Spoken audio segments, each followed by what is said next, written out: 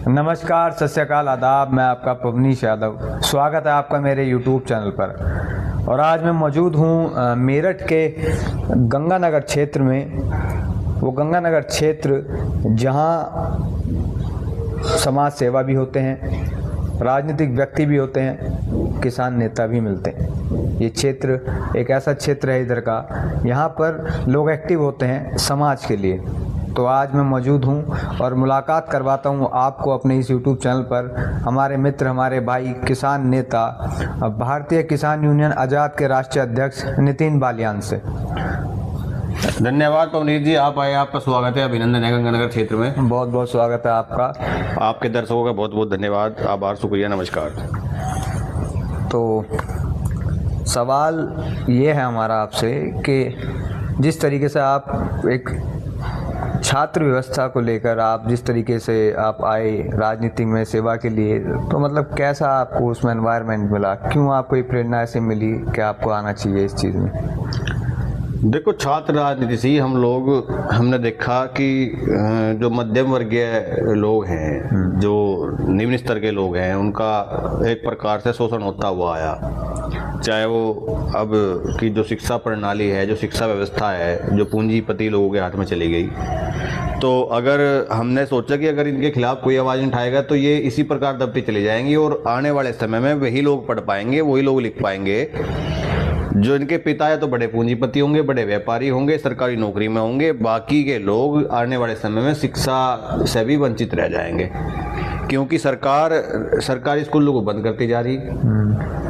कॉलेजों में सरकारी यूनिवर्सिटियां कम खुल रही हैं, और हैं तो उन पर दबाव इतना है कि एक एक सीट पे सैकड़ों हजार छात्र एक एक सीट को लेने के लिए संघर्ष करता नजर आता है।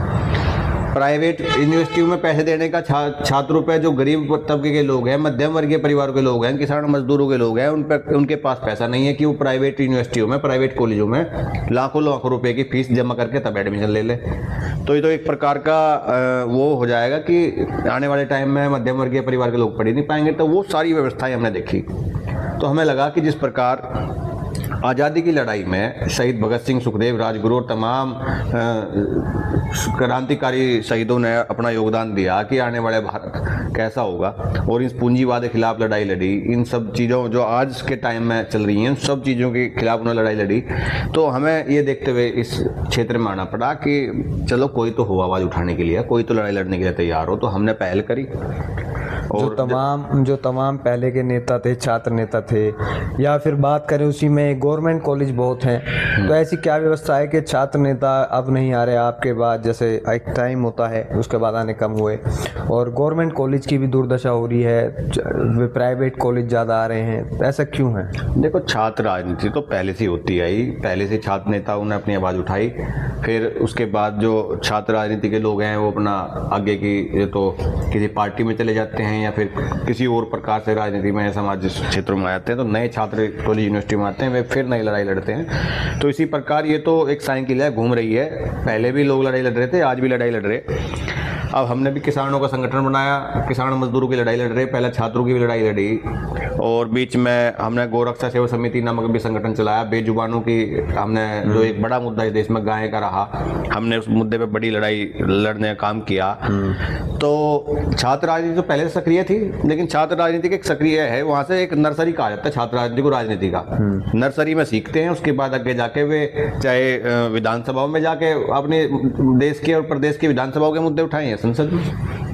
तो लड़ाई में तो देखा जाता है कि आजकल जो यूथ है राजनीति में लड़ाई, वो वाली राजनीति वाली लड़ाई नहीं, दूसरी लड़ाई ज़्यादातर हो रही है, उसका वर्चस्व वाली लड़ाई देखी जा रही है छात्रों में। ऐसा है, ऐसा माहौल हम क्यों हमें देखने को मिल रहा है? ये जो आज की जनरेशन है, जिन्हें एक नया नाम दिया गया जेन जी जनरेशन, ये जेन जी जो जनरेशन है, इन्होंने आने वाले टाइम में जो ये गाने सुन रहे हैं, ये तो पंजाबी गाने हो, हरियाणवी गाने हो, एक वेब सीरीज, एक जो नया प्रचलन चला कि उन्हें कहीं सर्टिफिकेट तो लेना नहीं पड़ रहा, उसमें जो गंदी लैंग्वेज आ रही है, उसमें मारपीट और बाहुबल दिखाया जाता है, वो तो एक रील के पर्दे पे दिखाया जाता है। लेकिन आज का जो जेन जी है उसे अपनी कार्य प्रणाली में, अपने जीवन में उतारने की कोशिश कर रहा। तो हम जब थे तो हमारे समय भी लड़ाई झगड़े होते थे, सब चीज़ें होती थी, लेकिन आज के समय में वे स्कूल के बालक जो कुछ जानते नहीं कि इसका परिणाम क्या होगा।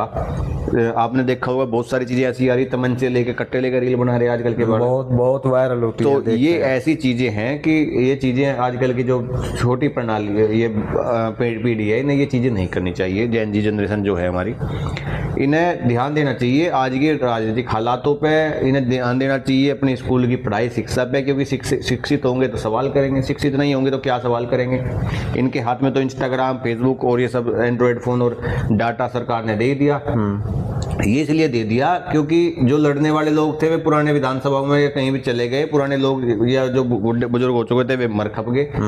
आने वाली पीढ़ी हमारे जैसे लोग लड़ी रहे, आवाज उठा रहे, तो कुछ लोगों को मुकदमे के नाम से डरा दिया, कुछ लोग लड़ रहे हैं अब भी, और आने वाली पीढ़ी के हाथ में मोबाइल दे दिया। आने वाली पीढ़ी सवाल ही ना करे, ताकि सारी चीजें जैसे अब पहाड़, नदियां, सड़कें, एयरपोर्ट, रेलवे, सारी चीजें पूंजीपति के हाथ में दे दिया, कोयला, सब चीजें प्राइवेट लोगों के हाथ में दे दिया।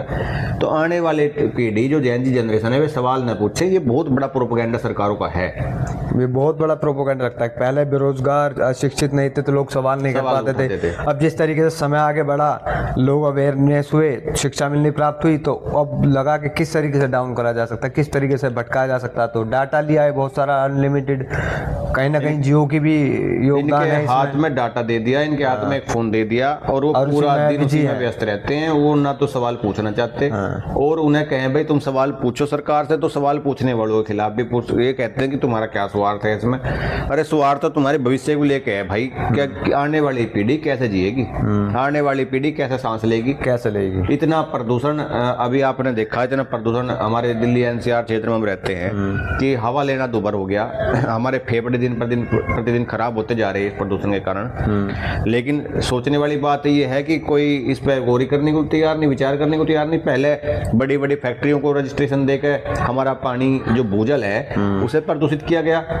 बड़ी फैक्ट्रियों को वाटर हार्वेस्टिंग प्लांट के नाम पे नीचे पानी दिया गया, और जो भूजल हम लोगों ने पिया वो प्रदूषित पाया गया। उसके नाम पे आरओ बेचे, अरबों खरबों रुपए का व्यापार आरओ से हुआ कि वाटर प्योरीफायर लगाओ और आपका पानी जो है खराब हो चुका है उसे शुद्ध करके पियेंगे। वो सोची समझी साजिश थी।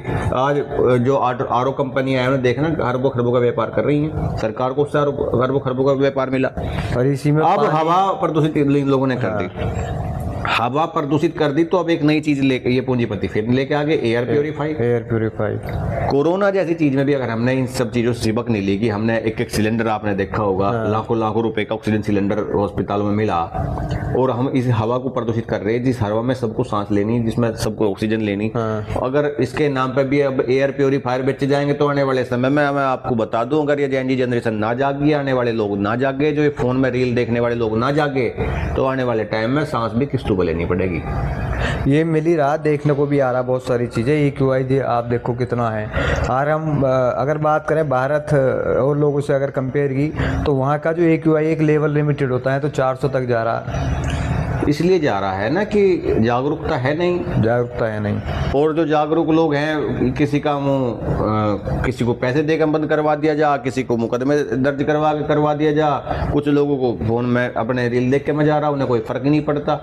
फर्क जब पड़ता है जब अब उसके खुद के घर में कुछ हो जाता है। और सरकार को पता है कि भारत की जनरेशन है 2 दिन में सारी चीजें भूल जाती हैं। वे लोग भी इस चीज को भूल गए कोरोना काल में, सब चीज जिनके आपस के घर परिवार के लोग मरे कोरोना में। किसी माँ ने अपना जवान बेटा खोया, तो किसी बहन ने अपना भाई खोया, किसी भाई ने बहन खोई, किसी पति ने अपनी पत्नी खोई, तो किसी पत्नी ने अपना जवान पति खोया। लेकिन वे सब लोग भी आज घरों पे, अगर वही लोग बाहर निकल जाते सड़कों पे, तो आज ये तस्वीर शायद दूसरी होती। लेकिन यही है कि यहाँ सब लोग भगत सिंह तो चाहते हैं, लेकिन उस पड़ोसी क्या हो जाए, अपने घर में भगत सिंह कोई नहीं चाहता। हम तो इन सब चीज़ों को देख के ये चीज़ों में आए थे, हम तो बचपन में लग गए थे इन सब चीज़ों में, और आज भी लड़ रहे हैं, निरंतर लड़ाई लड़ते हैं। साल में 365 दिन में है हमारा, तो 340 या 330 दिन समाज के इन्हीं कार्यों में बिटता है, चाहे वो किसानों की लड़ाई हो, मजदूरों की हो, छात्रों की हो, नौजवानों की, महिलाओं की, पर्यावरण की, सारी लड़ाई हम लोग लड़ते हैं। गौ सेवा से किसान राजनीति की तरफ रुख रखने का ऐसा क्या लगा कि आज़ाद भारतीय किसान यूनियन आज़ाद, बहुत सारी संगठन हैं किसानों की, ऐसा क्यों आया कि भाई किसान की भी लड़ाई लड़नी चाहिए और वो भी एक संगठन संगठन अपने उसके वो द्वारा? इसलिए आया, हमने पहले गौ माता की लड़ाई लड़ी, बड़ा एक मुद्दा था, बड़ी संख्या में गायों काटा जा रहा था, क्योंकि हमारा देश ऐसा है कि यहाँ पुराने टाइम में दूध दही की नदियां जैसे गीत भी आए थे, और दूध दही ऐसा बताया जाता कि घर घर में इतना इतना दूध दही होता था। लेकिन हमने स्थिति देखी कि जो भैंस या इत्यादि वगैरह चीज़ें हैं, ये तो अब लोग ज़्यादा मांस की चीज़ आ गई, उनके तोल के हिसाब में जाने लगे। गायें बच नहीं रही, गायों पर भी बात आ रही थी। एक तो धार्मिक चीज़ें थी, और दूसरी कारण ये था कि हमारी जनरेशन कहाँ से मजबूत लड़ाई लड़ेगी जब वो थैली का दूध पियेंगी। थैली का पता थोड़ी ना है वो क्या बोल के तुम्हें पिया रहे। तो हमने एक बड़ी लड़ाई लड़ी उस विषय पे, और आज भी हमारी उस पर तो मांग है कि गायों का संरक्षण करना चाहिए सरकारों को, गाय माता को राष्ट्रमाता का दर्जा देना चाहिए। किसानों की लड़ाई लड़ने का इसलिए आया कि देश में जब भी महंगाई बढ़ती है, हर चीज़ का आपने देखो कि विधायक सांसदों की पेंशन हर साल बढ़ जाती है। सरकारी जो महकमे के लोग हैं उनका वेतन कभी छठा वेतन, सातवां वेतन, आठवें वेतन के नाम पे उनकी सैलरी बढ़ जाती है। किसान का जो है हालात, जो आज़ादी के टाइम थे वही हालात आज हैं। आज उस समय जब देश आज़ाद हुआ, उस समय एक सरकारी टीचर की या सरकारी महकमे के किसी भी कर्मचारी की देख लो नौकरी, उस तनख्वाह क्या थी, और आज देख लो कहीं 1000 गुना बढ़ी मिलेगी। और आप लोग गेहूं के या किसी भी चीज़ के दाम उठा के देख लो, उस टाइम क्या थे और आज कितने बड़े। तो किसान बेचारा कहाँ जाए। किसानों के हालात पे आपने बड़ा लंबा समय आपने देखा भी, आप भी साथ रहे किसान आंदोलन में। हमने एक बड़ा 13 महीने का समय गाजीपुर बॉर्डर पे दिया। तो हमने जब वहाँ से किसान के हालात देखे, और सरकार ने कहा था कि एमएसपी की गारंटी की हम आपको देंगे, तो आज सरकार उन चीज़ों को भूल गई। तो हमें लगता है कि हम लोगों को संगठन बनाकर सामूहिक रूप से लड़ाई लड़ेंगे। आपने कहा दूसरे भी किसान संगठन है, हम तो मना नहीं करते, सब लोग सामूहिक लड़ाई लड़ो। और लोग, बहुत सारे लोग विचार ये भी करते हैं कि भाई दिन प्रतिदिन नए संगठन बनते जा रहे, ये क्यों बन रहे। लेकिन मेरा मानना इससे अलग है। मेरा मानना है कि बनने चाहिए नए संगठन। बहुत सारे लोग ऐसे हैं जो उन पुराने संगठनों तक नहीं पहुंच पा रहे थे, तो वो बहुत सारे लोग हमारे पास आते हैं, हम उनकी लड़ाई लड़ते हैं और उन्हें न्याय दिलाने का काम करते हैं। तो हम तो कहें गली मोहल्ले में भी खुल जाने चाहिए, हमें तो दिक्कत नहीं, बस लड़ाई लड़ने वाले हों, काम होना चाहिए। फर्जी टोल तक सीमित ना रहे, या आपसदारी की छीटा कसीम में बिजी ना रहे, एक दूसरे को गाली देने में बिजी ना रहे। किसान के मजदूरों को न्याय दिलाने की लड़ाई जागरूक होना चाहिए। कितनी बन जाओ, कोई दिक्कत नहीं है। तो संगठन काफी विस्तार हो रहा है, बहुत विस्तार हो गया हमारा। उत्तराखंड में कई जिलों में संगठन फिलहाल चल गया, प्रदेश की कार्यकारिणी वहाँ बना दी, हरियाणा में बन गया, और उत्तर प्रदेश के 55 जिलों में संगठन आपका फिलहाल जिला अध्यक्ष हमारे तैयार हैं। उत्तर प्रदेश में बहुत मजबूत तरीके से है। हमने बिहार में भी नई कार्यकारिणी घोषित की है। तो धीरे धीरे 1 साल का संगठन है, छोटा शिशु है अभी, लेकिन 1 साल में जितने आंदोलन हमने पिछले 1 साल में कर दिए, अगर हम अपना डाटा उठा के देखें तो मेरे ख्याल से कोई ऐसा भी नहीं कह सकता कि नया संगठन है। लेकिन रजिस्ट्रेशन नया था, लोग पुराने थे। पूरा का पूरा साल लड़ाई लड़ी, और 1 साल में संयुक्त किसान मोर्चा गैर राजनीतिक में हम लोग शामिल भी हो गए, जिसमें लगभग 50 संगठन है। और पंजाब के बड़े किसान नेता आदरणीय जगजीत सिंह डल्लेवाल जिसका नेतृत्व कर रहे हैं, तो उसमें भी हम शामिल हैं। तो संगठन ने कुछ तो सफलता हासिल करी 1 साल में। और अभी देखो जाओ, जितने पुराने संगठन, जितना समय अगर हमें भगवान ने इतना दिया कि जितना उन संगठनों को हो गया, तो देखना हम एमएसपी की लड़ाई जीत कर जाएंगे, लड़ेंगे संयुक्त किसान मोर्चे के आह्वान पर। मतलब भारतीय किसान यूनियन आजाद खुद अपने रूप से एक आंदोलन करने में सक्षम हो चुका है, फुल करेगा फुल सक्षम है। अभी गन्ने की लड़ाई हमने बड़ी लड़ाई लड़ी, बड़ी महापंचायत मेरठ में करी, गांव-गांव जाके जागरूकता फैलाई, पूरे प्रदेश के अपने कार्यकर्ताओं का आह्वान किया, सबने तहसील स्तर पर, विधानसभा स्तर पर बड़ी लड़ाई लड़ी। और जब हमने लड़ाई लड़ी, हम ये नहीं कहते कि खाली हमारा श्रेय, सभी किसान संगठनों जिन्होंने लड़ाई लड़ी, हमें बड़ी जीत मिली। हमने बड़ी महापंचायत मेरठ में जिस दिन करी, उसके 2 दिन बाद गन्ने का रेट बढ़ गया, 30 रुपये बढ़ा।